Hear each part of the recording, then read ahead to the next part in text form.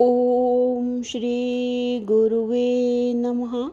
न गुरुरधिकं तत्त्वं न गुरोरधिकं तपः। तत्त्वं ज्ञानात् परं नास्ति। तस्मै श्री गुरुवे नमः। ओम सहना भवतु सहनो भुनक्तु सह वीर्यं करवावहै तेजस्विनावधीतमस्तु मा विद्विषावहै। ओम शांति शांति शांति। प्रणाम। भगवान श्रीमद् भागवत महापुराण के एकादश स्कंद भगवान जिसका नाम मुक्ति स्कंद है और हमारा जो है 26वां अध्याय चल रहा है भगवान एल गीत। और इसमें जो है वो संतों के 8 लक्षण यहाँ पे बता रहे हैं भगवान। और तो संतों के 8 लक्षण बताए हैं भगवान श्री कृष्ण ने। संत कौन? बोले अनपेक्षः। ये पहला लक्षण है, अनपेक्षः। बेख्वाहिश बेपरवाह। पहले तो महाराज लोग त्यागी लोगों पर श्रद्धा करते हैं, फिर भक्त लोग सेवा करने लगते हैं। तो जिस गुण को लेकर यह श्रद्धा किए होते हैं उसी को मिटाने की कोशिश करने लगते हैं। आई बात ध्यान में कि नहीं, जैसे किसी को देखा कि बड़े त्यागी हैं, श्रद्धा हुई और उसके पास चीज़ें ले जाकर रखने लगे, जिससे फिर वह त्यागी ना रहे।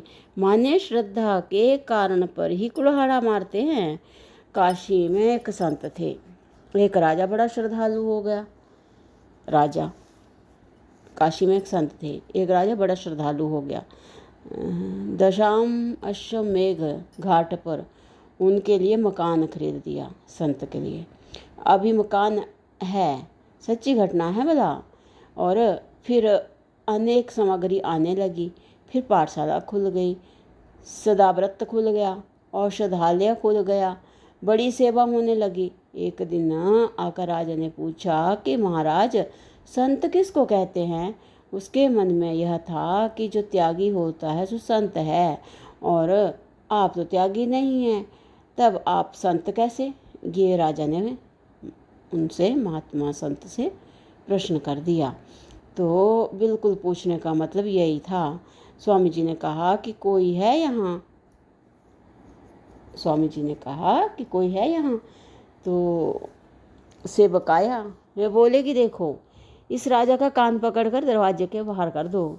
सायंकाल का समय, राजा को दरवाजे के बाहर करवा दिया। अब वे बेचारे रात भर हाथ जोड़े खड़े रहे बाहर, और जब सवेरे फाटक खुला तब उनको भीतर लिया। महात्मा बोले, देखो संत इसको कहते हैं जो तुम्हारे सरीखे राजा को कुछ नहीं समझता है, जिसको किसी की अपेक्षा नहीं है, उनकी चाह नहीं है, जिसको किसी की अपेक्षा नहीं है, उसी का नाम है संत। बहुत सुंदर। अब भगवान दूसरी घटना और बता रहे हैं कि ये ऐसी अनपेक्षा से ही है, ये भी रिलेटेड। तो कह रहे हैं कि दूसरे की अपेक्षा क्यों नहीं, ये प्रश्न है यहाँ पे कि दूसरे की अपेक्षा क्यों नहीं। तो कह रहे हैं, भगवान बताते हैं कि मच्चित्तः।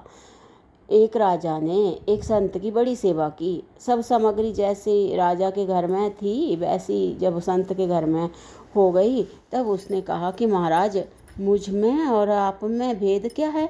ये प्रश्न कर दिया राजा ने उनसे, संत जी से। तो वे बोले कि क्या भेद है भाई? सब अभेद ही अभेद है। आओ चलो जरा घूमावें। अब वे संत और राजा दोनों घूमने के लिए निकले। 1 मील, 2 मील, 3 मील, 4 मील, 5 मील। राजा ने कहा कि क्या बात है? तो वो संत बोलते कि हमारा ख्याल थोड़ा बद्रीनाथ चलने का है, आओ हम तुम दोनों चलें। संत ने कहा, ऐसे कहते संत ने कि वे हम जो है वो बद्रीनाथ चलने का हमारा प्रोग्राम है, ख्याल है। तो बोल रहे हैं कि अब आओ हम तुम दोनों चलें। तो जो यहाँ पे जो है राजा बोला कि महाराज राज्य का प्रबंध करना है। वे बोले कि अरे छोड़ो, राज्य में क्या रखा है, देखो हम छोड़ रहे हैं, तुम भी छोड़ो, चलो आगे चलें। अब तो वह राजा हाथ जोड़ने लगा। संत बोले कि अच्छा तुम रहो, जाओ अपना राज्य संभालो, हम जाते हैं। तो अनपेक्षः का अर्थ है जिसको राजा, रईस, सेठ, साहूकार कोई बांध न सके। क्यों ऐसा है वह? क्योंकि मच्चित्तः मयि चित्ते तेषाम, उनका मन भगवान में लगा हुआ है। जिसका मन भगवान में लगा हुआ है वह संसार की वस्तुओं की परवाह नहीं करता। आखिर भाई भगवान में मन लगा कैसे? ये प्रश्न आया कि भाई भगवान में मन लगा कैसे? तो वृंदावन में एक संत थे। एक बार सब भक्त इकट्ठे हुए और बोले कि महाराज चलिए आपको कश्मीर दिखा ला मैं।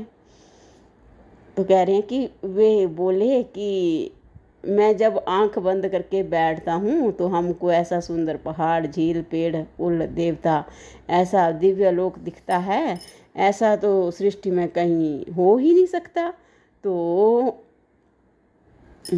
तो जैसा हमारे भीतर दिखता है उससे बढ़िया यदि तुम कश्मीर में दिखाओ तब तो चलें, नहीं तो वृंदावन में बैठने दो। आनंद से बैठे हैं, भजन करते हैं, कश्मीर जाने की क्या ज़रूरत है? उनका मन भगवान में लगा हुआ है। उनका मन भगवान में कैसे लगा? बोले कि प्रशांतः। अब भी दूसरा लक्षण आ गया, प्रशांतः। उनके मन में मनोराज्य नहीं है। उनके मन में मनोराज्य नहीं है। शांति की धारणा करके जो बैठता है उसी के हृदय में भगवान का आविर्भाव होता है। जिसका मन इधर उधर संसार में भटक रहा है उसके मन में शांति नहीं, और शांति नहीं तो भगवान का आविर्भाव नहीं। और बड़ा जब तक नहीं मिलता, हाँ कह रहे हैं कि और बड़ा जब तक नहीं मिला तब तक छोटे की प्रवाह बनी रहती है। अच्छा जी, मन में शांति कहाँ से आए? बोले कि समदर्शिनः, ये तीसरा लक्षण आ गया। सब में सम जो परमात्मा है उसको देखो। जो मन में शांति बन तो मन में शांति बनेगी। कह रहे हैं कि सब में सम जो परमात्मा है उसको देखो तो मन में शांति बनेगी। जो जन्म है सो ही मरण में है। जो जन्म है सो ही मरण में है। जो योग में है वही रोग में है। जो संयोग में है वही वियोग में है।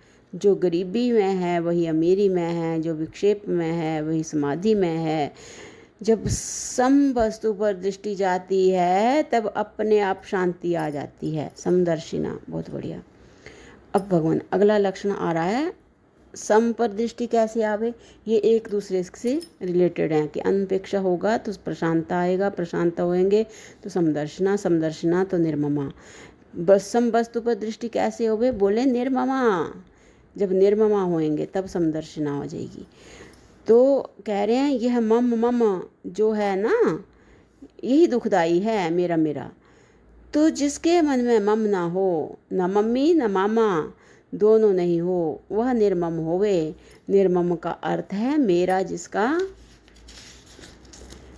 कुछ नहीं है, इसलिए मेरा कहीं तेरा ना हो जाए, तेरा मेरा हो जाए, इसके लिए जिसके चित्त में विषमता नहीं है। तो जब ममत्व हटता है तब विषमता से छूटकर मनुष्य समदर्शी होता है। और ये ममत्व कब घटती है? तो बोले कि निरहंकारा। ये आ गया अगला लक्षण, 5वां, कि जब देह में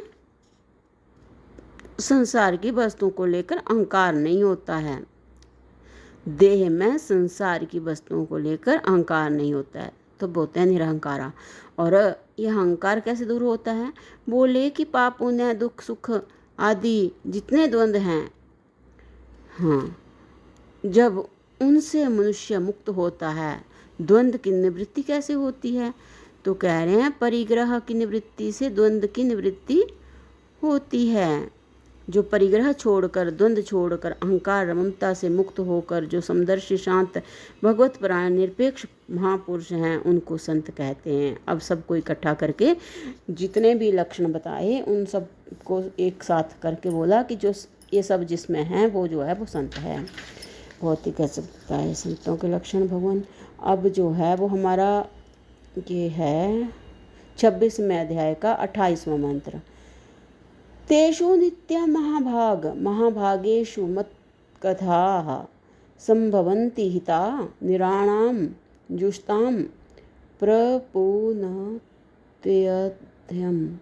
कह रहे हैं कि हे महाभाग उद्धव, भगवान कहते हैं हे महाभाग उद्धव, यह जो संत पुरुष होते हैं इनकी एक पहचान है, वे स्वयं महाभाग्यवान हैं।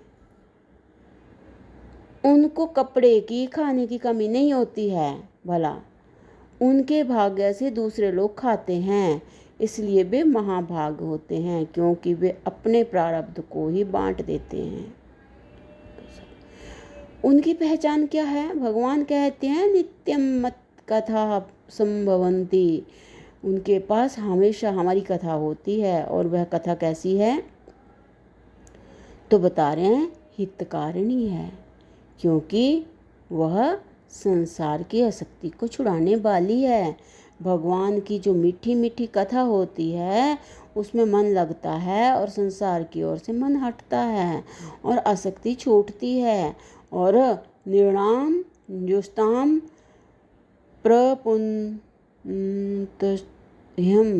मनुष्य के जीवन में जो पाप हैं उनको मिटाने के लिए भगवान की कथा से बढ़कर और कोई उपाय नहीं है। इसलिए संत लोग जो हैं वे राज कथा और भोग कथा और जग कथा को त्याग देते हैं। जहाँ एक दूसरे की निंदा है वहाँ चित्त में शांति कैसे आ सकती है? अपनी चर्चा मत करो।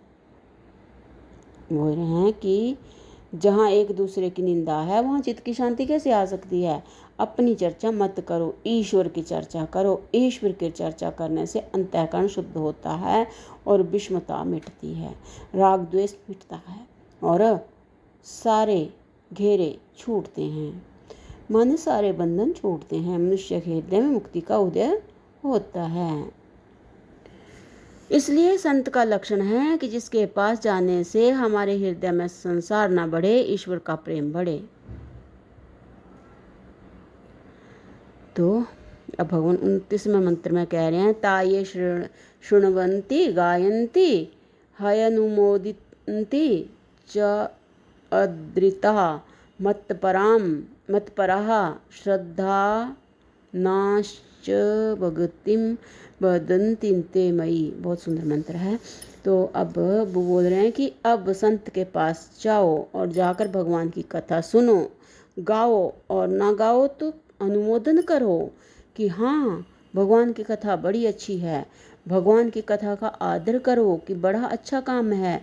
हम तो अभागे हैं जो नहीं जा सकते, हम तो अभागे हैं जो नहीं जा सकते, लेकिन भगवान की कथा बड़ी अच्छी है। हम तो नहीं जाते, तुम ही हो आओ। बहुत गजब। तुम जाओ, अपनी किस्मत जगा आओ। इस प्रकार उसका आदर करना, अनुमोदन करना। मत्परः श्रद्धानश्च, श्रद्धा करो और भगवान के प्रायण हो जाओ। ऐसा जो कोई करता है उसको भगवान की भक्ति मिलती है। भक्ति मिलने से क्या होता है? तो कह रहे हैं भक्ति मिलने से सब कुछ हो जाता है। तो भगवान अब जो है, अब यहाँ पे बात आई कि भाई जब साधक के हृदय में भक्ति रानी आकर बस जाती है तो अब कुछ शेष नहीं रहा, सब कुछ मिल गया। क्योंकि भक्ति का विषय होता है, जिस भक्ति का विषय होता है, किसके साथ भक्ति का विषय होता है और किसके साथ भक्ति। तो बोले कि आजकल बड़ी सेवा करते हैं, किसी की सेवा करते हैं, किसकी सेवा करते हैं, ये प्रश्न आया कि आजकल बड़ी सेवा करते हैं। तो बोल रहे हैं किसकी सेवा करते हो? बड़ी याद आती है। तो बोल रहे हैं किसकी याद आती है? मन में बड़ा प्रेम लग गया है। किससे लगा है? प्रेम लगेगा तो किसी से लगेगा ना। सेवा होगी तो किसी की होगी ना। याद होगी तो किसी की होगी तो आवेगी ना।